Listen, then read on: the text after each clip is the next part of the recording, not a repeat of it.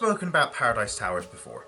On Will's series, Who's Overlooked Writers, I joined him for the Stephen Wyatt episode, where we discussed the writing style of Paradise Towers and The Greatest Show in the Galaxy. I'll touch more on The Greatest Show in the Galaxy next week. However, this week, Paradise Towers is the only real gem in this season. Everything else is controversial at best. That being said, I do feel like people who don't like Delta and the Bannerman just don't like fun.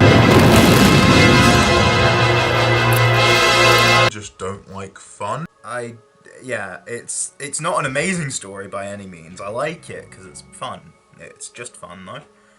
And Dragonfire feels a bit messy, and Time in the Rani,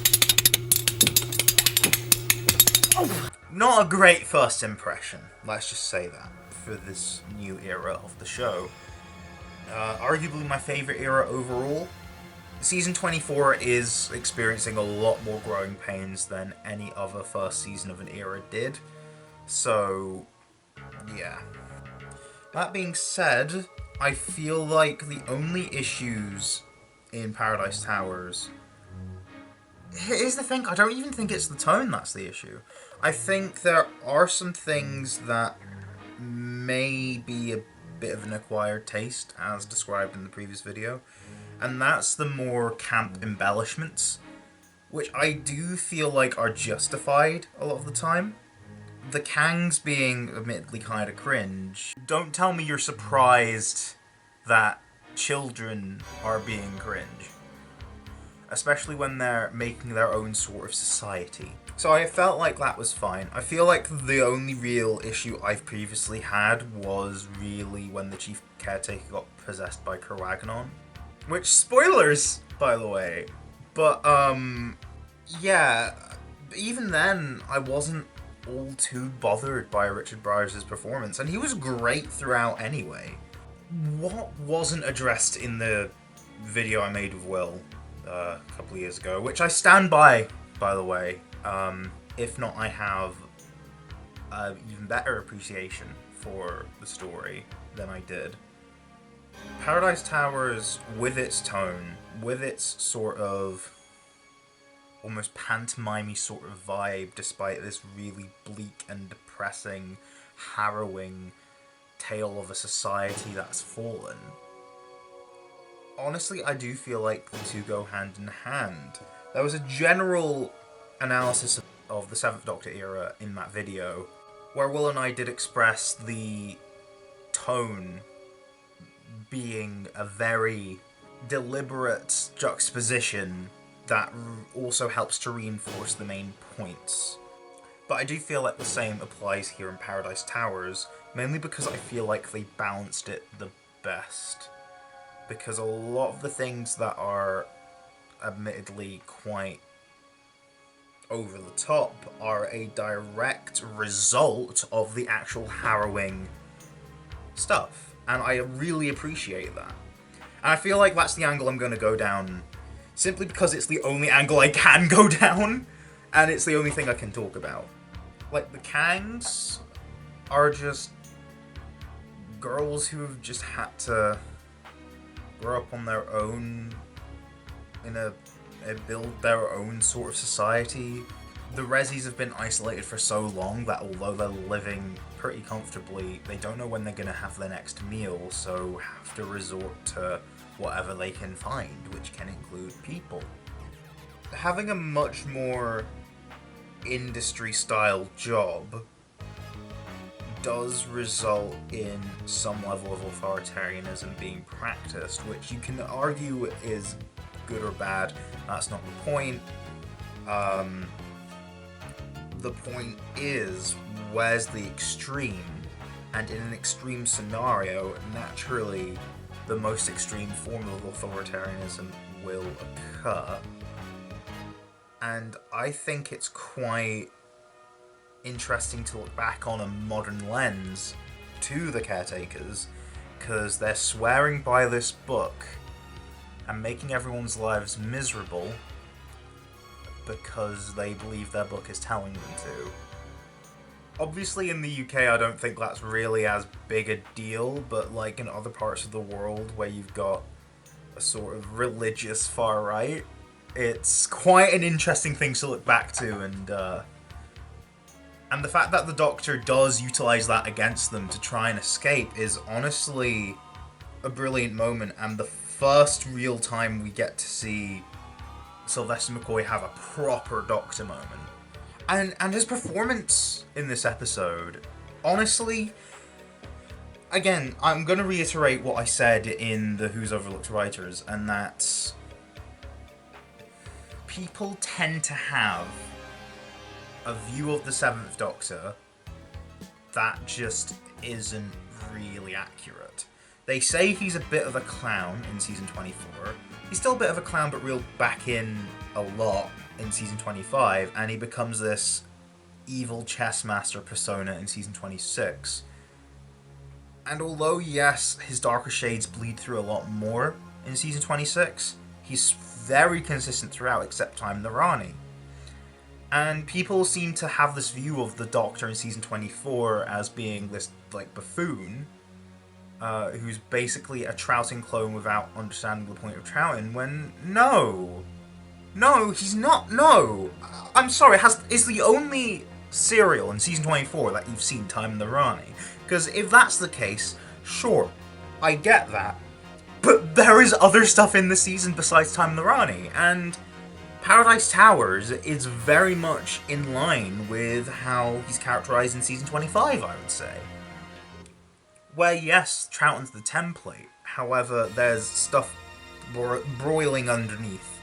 And although that's not really taken so much into effect at this stage, you can tell there's this sort of intelligence brewing underneath, where although he's got quite a bubbly personality, when he's trying to outsmart the situation, he definitely has cogs turning that you don't even know are there. And Sylvester McCoy, honestly, I feel like somehow, someone with Sylvester McCoy's career up until this point managed to pull off a sort of suave confidence in being intelligent, which that's not a slight on Sylvester McCoy. He's a fine actor, as he proves being the Doctor. You just wouldn't expect it from someone whose career up until this point was literally clownery. And I don't even know if J&T thought this is the right thing to do, but I guess Sylvester McCoy used his talents as an actor to properly portray the material done, and Stephen White and Andrew Cartmel just kind of had a nice time with it. The thing is, with Mel as well, people tend to just reduce Mel down to she's the one that screams a lot, and that's about it. There's not really much to her character, I will admit, and she does scream quite a bit, but in this story she only really has 2 screaming sessions. One halfway through, and one in part 4. I think it's in part 4. Basically, when she's about to be eaten by cannibals, old lady lesbian cannibals, which is a, nice vibe. I respect it. As well as when a robotic crab tries to drown her. It's believable. I think any Doctor Who companion would, and I don't think people would label any of those as, like, stereotypes. It's just screaming at literally everything is the stereotypical Doctor Who companion, and Mel does do that, but not in this story, so yeah.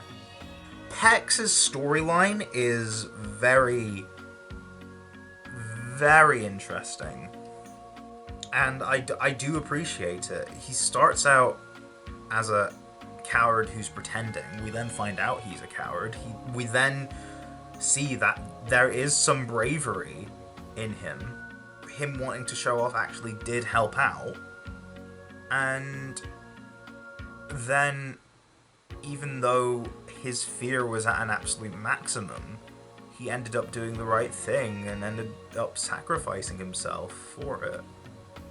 because he was scared. He knew he could die, and he did, but he managed to defeat the villain anyway, and that garnered respect from everyone when previously they all hated him. Unifying everyone based on the fact that the thing that was their common enemy is defeated, and was defeated by someone who they all now admire.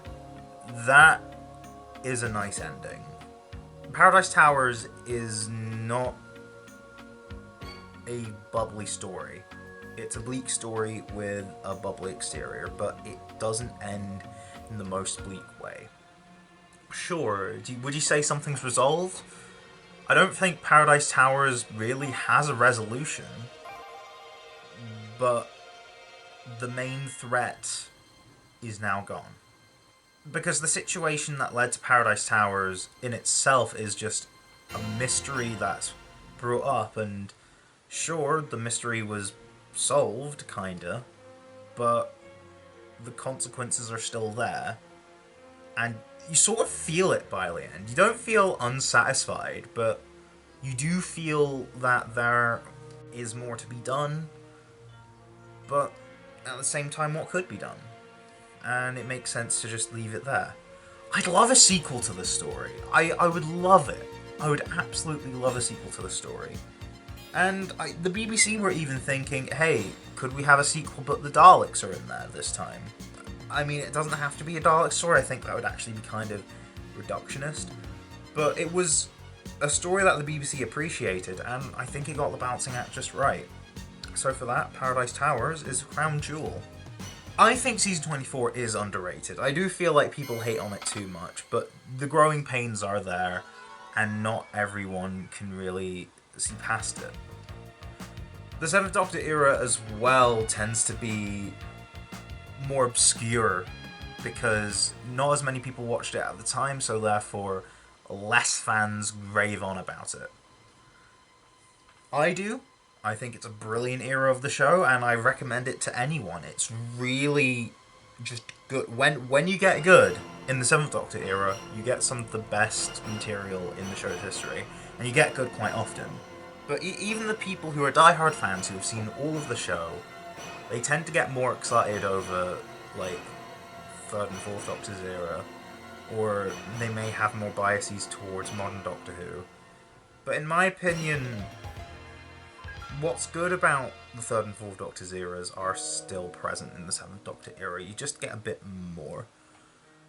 And in a sense, what the 7th Doctor era does sets up what the new series would then do. So I do feel like the 7th Doctor's era, which starts with Season 24, it's got a slice of everything. Season 24 is just trying its best to construct that. And I would say Paradise Towers is the first sign of what is to come. And whatever your thoughts are on Season 24, leave them down below. I would love to know if you think any other story is better than Paradise Towers. I feel like this would be an uncontroversial opinion, but I might be wrong. Some people might say Dragonfire is better, but I don't really see it. And I know Dalton the Bannerman has a cult following, and arguably I'm part of that too because I like it, but I don't really, stan it, basically. But I do enjoy it. With that, we'll get to one of my top 3 seasons of all time. Yeah, genuinely, it's going to be really difficult for me to actually pick a single crown jewel next time round. Oh. So with that, I'll see you then.